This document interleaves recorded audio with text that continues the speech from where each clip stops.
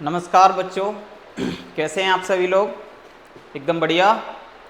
बच्चों, जैसा कि हमने पहले भी बताया था कि हमने फर्स्ट पार्ट में हमने कुछ क्वेश्चंस जीके के किए थे। ठीक है बच्चों, आपको देखना है कि हमने लगातार उन्हीं प्रश्नों को करते रहना है और हमें उन प्रश्नों को लगातार याद भी करते रहना है। ठीक है ना बच्चों। साथ ही साथ अब हम क्या करेंगे, सबसे पहले हम साथ के साथ क्वेश्चंस भी देखते हुए चलेंगे और आप लोगों से कुछ बातें भी करेंगे। ठीक है, बातें कैसी बच्चों, तो आपको याद रखना है कि हमने आपको बताया था जो भी 25 क्वेश्चंस दिए थे, ठीक है ना, जो 25 क्वेश्चंस दिए थे उन क्वेश्चंस में आपको ये याद रखना है कि कौन सा क्वेश्चन हमें इंपॉर्टेंट लगा और साथ के साथ याद करते चलना है। बच्चों, ये आपके लिए बहुत मेहनत करके बनाया जा रहा है। ठीक है, जो भी मॉक टेस्ट बनाए जा रहे हैं बहुत मेहनत करके मॉक टेस्ट लगाए जा रहे हैं और आपको भी इसके साथ मेहनत से जुड़े रहना है। ठीक है, जैसा कि बच्चों पहले भी हम देख चुके हैं कि किस प्रकार से हमने सॉल्यूशन कराया। उम्मीद करता हूं कि आप लोग भी बहुत मेहनत से पढ़ रहे होंगे और आपको ये वीडियोस भी पसंद आ रही होंगी। ठीक है ना, छोटी छोटी वीडियोस आपके लिए दी जा रही हैं क्योंकि आप इनसे जुड़ सकें, इन्हें पढ़ें, समझें कि क्या किस प्रकार से पेपर आ सकता है। ठीक है, इसमें से आपको बहुत प्रश्न देखने को मिलेंगे, प्रीवियस ईयर क्वेश्चंस आपको इसमें से आप देखेंगे। जब लगाएंगे, जब आप ये मॉक टेस्ट लगाएंगे तब आपको अंदाजा होगा कि सर ने क्या चीज़ कराई है। ठीक है, अब आपको देखो बिना समय बिताए हालांकि शुरू करना है, लेकिन उम्मीद वही है आप लोगों से कि आप हर वक्त हमसे जुड़े रहेंगे, लगातार हमारे साथ मेहनत करते रहेंगे। ठीक है बच्चों, चलिए तो आगे बढ़ते हैं। बच्चों, इस मॉक टेस्ट में इस मॉक टेस्ट में हमने लगभग कुछ प्रश्न कर लिए थे। ठीक है सॉरी देखें कितने क्वेश्चंस कर लिए थे, तो आप याद रखेंगे लगभग हम 75 क्वेश्चंस कर चुके थे। ठीक है, तो अब बच्चों 76 वाला क्वेश्चन आपको करना है। 76 क्वेश्चन को पढ़ेंगे तो 76 क्वेश्चन आपके सामने दिया गया है। बच्चों देखिए स्क्रीन पर, नॉकआउट शब्द का उपयोग किस खेल में किया जाता है। आप लोग याद रखेंगे और हमें बताएंगे कि बताइए नॉकआउट का यूज किस गेम में किया जाता है। यानी कि ये जो वर्ड है, कौन सा वर्ड, नॉकआउट वर्ड। कौन सा वर्ड बच्चों, नॉकआउट। कौन सा वर्ड, नॉकआउट। ये नॉकआउट वर्ड कौन से गेम में यूज किया जाता है बताइए। तो आप लोगों को याद रखना है, सर कौन से गेम में, मुक्केबाजी। करते हो मुक्केबाजी, यानी कि आपके उसी मुक्केबाजी में नॉकआउट वर्ड का यूज किया जाता है। नेक्स्ट क्वेश्चन की तरफ बढ़ेंगे बच्चों, तो नेक्स्ट क्वेश्चन की तरफ बढ़ेंगे तो नेक्स्ट क्वेश्चन में हम देखेंगे कि नेक्स्ट क्वेश्चन हमारे सामने दिया गया है और नेक्स्ट क्वेश्चन में बोला गया है कि बताइए कि इनमें से कौन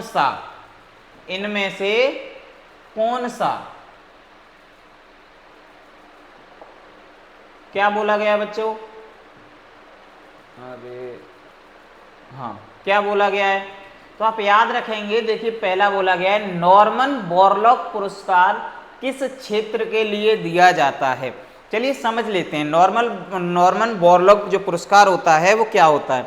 तो आप लोग याद रखेंगे एक अमेरिकन साइंटिस्ट थे। कौन थे, एक अमेरिकन एग्रीकल्चरलिस्ट थे जो क्या करते थे, जिन्होंने अपने नाम पर जो लोग खेती में अच्छा प्रदर्शन करते हैं या फसल को उगाने में अच्छा काम करते हैं, उन्हीं के लिए उन्होंने अपने नाम पर नॉर्मन बोरलॉग नाम का पुरस्कार यानी कि प्राइज चलाया, जिसमें आपको बताया, देखिए आपको याद रखना है कि जो नॉर्मन बोरलॉग पुरस्कार है वो कृषि के क्षेत्र में दिया जाता है। किस क्षेत्र में दिया जाता है, कृषि के क्षेत्र में दिया जाता है। अगला है इजराइल की खुफिया एजेंसी कौन सी है, जो सीक्रेट एजेंसी के नाम से जानी जाती है वो कौन सी है, तो आपको याद रखना है मोसाद। कौन सी बच्चों, जो मोसाद कंपनी है, जो मोसाद एजेंसी है वो इजराइल की सीक्रेट एजेंसी के नाम से जानी जाती है। क्लियर है बच्चों, सीक्रेट एजेंसी के नाम से किसे जाना जाता है, मोसाद को जाना जाता है। नेक्स्ट क्वेश्चन,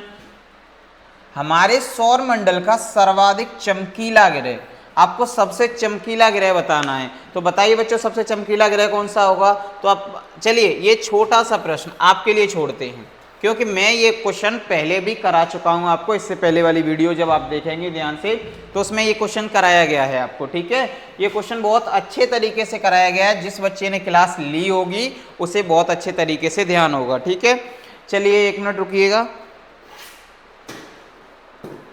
और आप देखेंगे बच्चों कि वर्ल्ड वाइड वेब आप जब भी गूगल करते होंगे, जैसे आप देखिए आपके सामने हम करके बताते हैं, देखिए जैसे ही आप गूगल पर जाएंगे और गूगल को देखेंगे तो आपके सामने आप जैसे ही कोई चीज़ नई सर्च करेंगे तो आप जैसे ही डालते हैं वर्ड, क्या डालते हैं, देखिए कोई भी वेबसाइट में पहले आपके सामने इस प्रकार से ये जो लिख कर आता है www, इसी को बोलते हैं वर्ल्ड वाइड वेब। क्या बोला जाता है?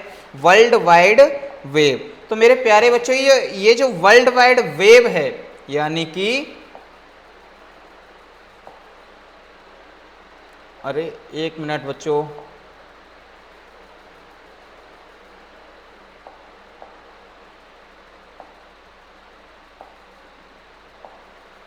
हाँ देखिए ये जो वर्ल्ड वाइड वेब है, यानी इसी वर्ल्ड वाइड वेब की खोज किसने की या इसका आविष्कार किसने किया, इसे किसने बनाया, तो आप याद रखेंगे टिम बर्नर्स ली ने। किसने बनाया था? टिम बर्नर्स ली ने, ठीक है।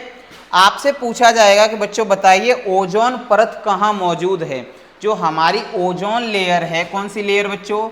ओजोन लेयर कहाँ प्रेजेंट है। तो आपको याद रखना है, हमने कल आपको या इससे पुरानी वाली वीडियो में हमने आपको अर्थ सरफेस की जो 5 लेयर थी उन्हें लिखाया था। उसी में जो हमारी दूसरी लेयर है जिसे आप जानते हैं स्ट्रेटोस्फीयर के नाम से। किस नाम से? स्ट्रेटोस्फीयर के नाम से जानते हैं। इसी स्ट्रेटोस्फीयर में आपकी प्रेजेंट रहती है कौन सी? ओजोन लेयर, ठीक है। क्लियर है बच्चों? यही ओजोन लेयर आपकी कहाँ? स्ट्रेटोस्फीयर। देखिए आंसर है क्या? स्ट्रेटोस्फीयर। क्लियर है बच्चों? कहाँ पर? स्ट्रेटोस्फीयर में, ठीक है। नेक्स्ट क्वेश्चन की तरफ बढ़ेंगे तो देखेंगे कौन सी पर्वत श्रृंखला, यानी कि कौन सी पर्वत श्रृंखला यूरोप को एशिया से अलग करती है। आपको याद रखना है बच्चों कि जो हमारा यूराल माउंटेन है, कौन सा माउंटेन? यूराल माउंटेन क्या करता है? यही यूराल माउंटेन हमें एशिया, जैसे इधर क्या रह जाता है? एशिया, और इधर यूरोप, ठीक है बच्चों। इस यूरोप और एशिया के बीच में ये हमारी जो पर्वत श्रृंखला है इस प्रकार से, ठीक है, इसका नाम है क्या? Ural mountain. क्या नाम है बच्चों इसका? Ural mountain. क्लियर है? इसी यूराल माउंटेन में, मतलब इसी यूराल माउंटेन के कंटेम्परेरी या दूसरा एक और माउंटेन है जिसे हम जानते हैं काकेसस। किस नाम से बच्चों? काकेसस पर्वत, या इसे इंग्लिश में बोलें तो काकेसस माउंटेन के नाम से। क्लियर है? तो दोनों माउंटेन आपको याद रखनी है। नेक्स्ट क्वेश्चन की तरफ बढ़ेंगे तो देखेंगे कि निम्न में से कौन सा महाद्वीप भूमध्य रेखा, यानी कि इसका सही आंसर पहले लगा लीजिए बच्चों। सही आंसर क्या होगा? Ural mountain. नेक्स्ट है निम्नलिखित में से कौन सा महाद्वीप भूमध्य रेखा पर क्या करता है? भूमध्य रेखा के दोनों ओर स्थित है। यानी कि डायरेक्ट प्रश्न को घुमाया गया, क्वेश्चन घुमाया गया और आपसे डायरेक्ट ये पूछा जा रहा है कि बताइए कौन से महाद्वीप के बीचों बीच से या कौन से महाद्वीप में से भूमध्य रेखा गुजरती है। भूमध्य रेखा जिस महाद्वीप से गुजरेगी उसी के 2 हिस्से करेगी या नहीं करेगी। तो आप याद रखेंगे सर भूमध्य रेखा किस महाद्वीप से होकर गुजरती है, तो आप याद रखेंगे अफ्रीका महाद्वीप से, ठीक है। और जब अफ्रीका महाद्वीप से गुजरेगी तो अफ्रीका महाद्वीप को 2 हिस्सों में बांट देगी। इसलिए देखो क्या हमारा दोनों ओर स्थित, यानी कि जैसे मान लीजिए ये भूमध्य रेखा गुजरती है, ठीक है। ये जब भूमध्य रेखा है तो ऊपर भी अफ्रीका और नीचे भी अफ्रीका, ठीक है। क्लियर है? नेक्स्ट क्वेश्चन है महान भारतीय मरुस्थल भारत के किस भाग में स्थित है? कौन सा मरुस्थल? महान भारतीय मरुस्थल, जिसे आप ग्रेट इंडियन डेजर्ट के नाम से जानते हैं, और इसी डेजर्ट को आप नाम देते हैं थार डेजर्ट। क्या देते हैं? थार डेजर्ट। क्लियर है बच्चों? इसी थार डेजर्ट में आप याद रखेंगे, यानी कि ये जो थार डेजर्ट है, ये थार डेजर्ट किस हिस्से में पड़ता है? तो पश्चिमी हिस्से में। हालांकि वैसे बोला जाता है उत्तर पश्चिमी, ठीक है ना, नॉर्थ वेस्ट में बोला जाता है, लेकिन यहाँ दोनों ऑप्शन दिए गए हैं तो मेनली हम जोड़ेंगे वेस्ट में। कहाँ पड़ता है बच्चों? वेस्ट में। निम्नलिखित में से कौन भारतीय प्रायद्वीप को घेरने वाला समुद्र नहीं है? तो आपको यह बताना है कि जो भारत का जो प्रायद्वीपीय क्षेत्र है, जानते होंगे आप बच्चों प्रायद्वीपीय क्षेत्र क्या होता है? एक ऐसा एरिया जो 3 तरफ से पानी से घिरा हो। कितने तरफ से? 3 तरफ से पानी से घिरा हो। जैसे आपकी इंडिया वाला जो ये क्षेत्र है, तो आपकी इंडिया वाला जो ये क्षेत्र है बच्चों, देखो यहां ध्यान से, ये जो इंडिया वाला क्षेत्र है ये इस तरफ से और इस तरफ से और इस तरफ से, ये 3 तरफ से पानी से घिरा हुआ है। यानी कि ये वाला भाग क्या हो गया हमारा? पेनिनसुला हो गया, यानी कि प्रायद्वीप हो गया। और जब प्रायद्वीप है ये किन किन से, किस किस से घिरा हुआ है?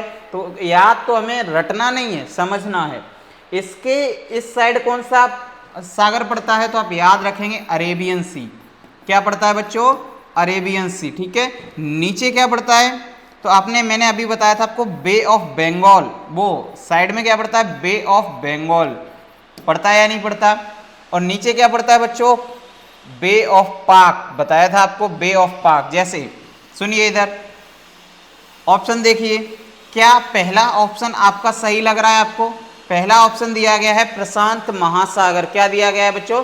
प्रशांत महासागर। तो आप जानते हैं प्रशांत महासागर का भारत से कोई संबंध नहीं है। इंडियन ओशियन क्या करता है? नीचे वाले क्षेत्र में, जहां इससे हिस्से में कौन सा ओशियन पड़ता है? Indian ocean.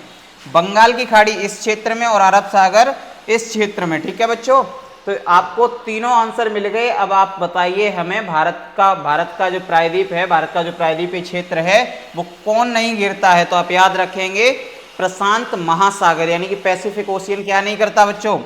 बताइए फटाफट से। तो पैसिफिक ओशियन आपका इंडिया के पेनिनसुला को कवर नहीं करता है। नेक्स्ट क्वेश्चन की तरफ बढ़ेंगे तो देखेंगे कौन सा राज्य 7 बहनों का हिस्सा है? आपको ये बताना, आप देखो 7 बहनों से समझना बच्चों। इस प्रकार से जो ये वाला हिस्सा आपका पड़ता है, ठीक है, ये जो हिस्सा आपके सामने है, यानी कि जो हमारा ईस्टर्न स्टेट्स हैं, पूर्वी राज्य, कौन से राज्य? पूर्वी राज्य, ये 7 हैं। तो इन्हीं 7 स्टेट्स को हम 7 सिस्टर्स के नाम से जानते हैं। किस नाम से जानते हैं बच्चों? 7 सिस्टर्स के नाम से। ठीक है। जब हम इन 7 सिस्टर्स को जानते हैं, इन्हीं 7 सिस्टर्स में आपसे पूछा गया कि बताइए कौन इनका हिस्सा है? तो उड़ीसा, तो आप जानते हैं सर उड़ीसा इस हिस्से में पड़ता है। पश्चिम बंगाल सर इस हिस्से में पड़ता है। बिहार सर यहाँ पड़ता है। यानी कि सर त्रिपुरा कहाँ पड़ता है? यहाँ पड़ता है। यानी कि सही आंसर क्या हो जाएगा बच्चों? त्रिपुरा। क्या हो जाएगा? त्रिपुरा। और त्रिपुरा की सभी लोग कैपिटल कमेंट बॉक्स में लिख के बताएंगे कि त्रिपुरा की कैपिटल क्या है। आप लोगों को त्रिपुरा की राजधानी लिखकर बतानी है। नेक्स्ट क्वेश्चन है, विटामिन सी इनमें से किस में मौजूद होती है? तो आप याद रखेंगे टमाटर, यानी कि विटामिन सी से आप समझ लीजिए डायरेक्ट कि इनमें से जो भी खट्टे पदार्थ होंगे, लगभग विटामिन सी सभी में पाई जाती है। टमाटर, अमरूद, पपीता या सही? उपरोक्त सभी। सही आंसर क्या होगा? उपरोक्त सभी। नेक्स्ट क्वेश्चन की तरफ बढ़ेंगे तो देखेंगे इसरो की स्थापना किस वर्ष हुई थी? जो इसरो है हमारा वो किस वर्ष? तो हम याद रखेंगे 15 अगस्त 1969। कब हुई थी बच्चों? 15 अगस्त 1969। क्लियर है। नेक्स्ट देखें, हमारे सामने नेक्स्ट प्रश्न आता हुआ। नेक्स्ट प्रश्न क्या है? भारत की सबसे ऊंची चोटी कौन बच्चा बताएगा? बताइए भारत की सबसे ऊंची चोटी कौन सी है? यानी कि भारत की, तो कंचनजंगा। कौन सी है बच्चों? कंचनजंगा जो है सबसे ऊंची चोटी है। ठीक है। भारत का कौन सा शहर पूर्व का एथेंस, यानी कि इंडिया का कौन सा सिटी जो है? तो आप याद रखेंगे मदुरई। कौन सा? मदुरई जो है वो क्या किस नाम से जाना जाता है? Athens of east. किसके नाम से? Athens of east. किस ग्रह को सुबह का तारा या शाम का तारा कहते हैं? बच्चों बहुत बार कराया गया है आपको ये प्रश्न और आपसे बताया गया है कि बताइए evening star, evening and morning star के नाम से किस तारे को जाना जाता है? मतलब किस ग्रह को जाना जाता है? तो हमने आप सभी को बताया है वीनस को। किसे जाना जाता है बच्चों? वीनस को। यानी कि शुक्र ग्रह को किस नाम से जानते हैं? Morning star and evening star. Clear है बच्चों। नेक्स्ट देखेंगे पिन वैली नेशनल पार्क कहाँ स्थित है? कौन सा नेशनल पार्क बच्चों? Pin valley. तो आपको याद रखना है जो पिन वैली नेशनल पार्क है वो हिमाचल प्रदेश में है। कहाँ पर है बच्चों? हिमाचल प्रदेश में है। क्लियर है। अगला प्रश्न दिया गया है गौतम बुद्ध को किस उम्र में निर्वाण प्राप्त हुआ? तो आप याद रखेंगे निर्वाण का मतलब उन्हें नॉलेज कब मिली, तो 35 ईयर की एज में। कब मिली बच्चों? 35 ईयर की एज में। क्लियर है ना? 35 ईयर की एज में उन्हें ज्ञान की प्राप्ति हो गई थी। नेक्स्ट प्रश्न है हमारा कि प्रतिष्ठित व्हाइट हाउस, यानी कि जो व्हाइट हाउस है, यानी कि व्हाइट हाउस से क्या समझेंगे, तो देखो समझो, मैं अभी बताता हूं आपको। व्हाइट हाउस उस हाउस को बोला जाता है जहां पर द प्रेसिडेंट ऑफ अमेरिका, यानी कि द प्रेसिडेंट ऑफ यूएसए रहते हैं। यानी कि जैसे हमारा पार्लियामेंट है, वहां पर क्या है? White house. क्या है बच्चों? तो व्हाइट हाउस जो है वो कहां पर है? वॉशिंगटन डीसी में। कहां पर है बच्चों? Washington DC. ठीक है। प्रेम और वास्तुकला के चमत्कार का स्मारक प्रतिष्ठित ताजमहल किस भारतीय शहर में है? सबसे कठिन प्रश्न है इसका, इस मॉक टेस्ट का ये सबसे कठिन प्रश्न रहेगा कि बताइए ताजमहल किस शहर में स्थित है। तो आपका ताजमहल कहाँ है? आगरा में स्थित, या फिर दिल्ली में? कहाँ स्थित है? आगरा में। ठीक है ना बच्चों? आप लोगों को बड़े ध्यान से करना है, सबसे कठिन प्रश्न रहेगा यही। भारतीय संविधान की प्रारूप समिति के अध्यक्ष कौन रहे? प्रारूप समिति को इंग्लिश में बोलते हैं ड्राफ्टिंग कमेटी। ठीक है। तो आपसे बोला गया है कि बताइए ड्राफ्टिंग कमेटी के जो हेड रहे वो कौन रहे? तो आप याद रखेंगे डॉक्टर भीमराव अंबेडकर को क्या बनाया गया था बच्चों? ड्राफ्टिंग कमेटी का हेड बनाया गया था। ठीक है। ड्राफ्टिंग कमेटी का चेयरमैन बनाया गया था। भारत में संविधान दिवस किस तारीख को मनाया जाता है? यानी कि इंडियन कॉन्स्टिट्यूशनल डे या इंडियन कॉन्स्टिट्यूशन डे कब मनाया जाता है? तो आपको याद रखना है कि इंडियन कॉन्स्टिट्यूशन डे जो है हमारा 26 नवंबर को मनाया जाता है। कब मनाया जाता है? 26 नवंबर को। सॉरी बेटा। नेक्स्ट क्वेश्चन देखेंगे। नेक्स्ट क्वेश्चन में बोला गया है किस देश में दुनिया की सबसे अधिक प्राकृतिक झीलें हैं? कि बताइए किस देश में दुनिया की सबसे अधिक प्राकृतिक झीलें हैं? तो आपको याद रखना है कनाडा एकमात्र ऐसा देश है जहां पे दुनिया की सबसे ज्यादा नेचुरल लेक्स पाई जाती हैं। ठीक है बच्चों? Canada is the only one country जहां पर आपको विश्व भर में सबसे ज्यादा नेचुरल झीलें देखने को या नेचुरल लेक्स देखने को मिलेंगी। क्लियर है? नेक्स्ट प्रश्न की तरफ बढ़ते हैं। तो हमारा लगभग शायद 2 प्रश्न रह गए हैं। नेक्स्ट क्वेश्चन है हमारा निम्नलिखित में कौन कंप्यूटर का मस्तिष्क है? यानी कि माइंड ऑफ द कंप्यूटर किसे कहते हैं? तो सभी बच्चे जानते हैं सेंट्रल प्रोसेसिंग यूनिट, जिसे आप सीपीयू के नाम से जानते हैं। ठीक है ना बच्चों? निम्न में से कौन सी कंप्यूटर डेटा की सबसे छोटी इकाई है? तो आपको सभी लोगों को पढ़ाया गया है कि कंप्यूटर डेटा की जो सबसे छोटी यूनिट होती है उसे बिट कहते हैं। क्या कहते हैं बच्चों? बिट कहते हैं। चलिए बच्चों, सभी लोगों को बताइए कैसा लगा ये मॉक टेस्ट, कैसा रहा आप सभी लोगों का? बताइए।